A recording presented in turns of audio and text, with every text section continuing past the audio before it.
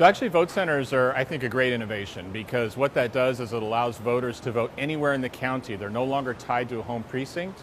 And if they go to the wrong location, they don't have to vote a provisional ballot. So it removes all of those barriers and it improves efficiency dramatically. Every voter in the county gets an official ballot through the mail. They can return that in many different ways, or they can go vote in person. It just really, it improves the options for voters and really makes it a better voter experience. And this facility is our main location in Santa Ana. So this is where we process all of the ballots. This is where all of the ballots come on election day.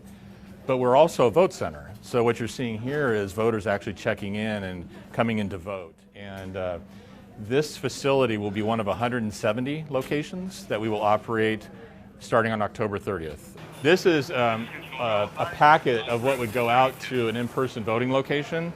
And so when we have these filled, you can see here that it goes out, kind of full service. This is not a complete unit, but we deliver this to a vote center, and then, this is the equipment, the signage, everything that will be used in a vote center goes out in one of these cages.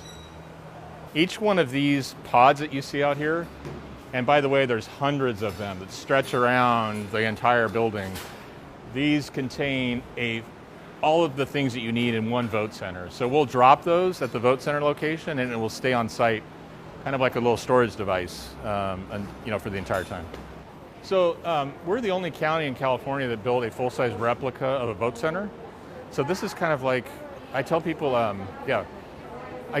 that, here in Orange County is the headquarters of Taco Bell. And at the corporate headquarters, they have a Taco Bell inside of the corporate headquarters for a test kitchen. So this is our test kitchen. People can actually go in and experience what a voter is going to experience in Orange County. So it's a good way to test material, signage, that kind of stuff.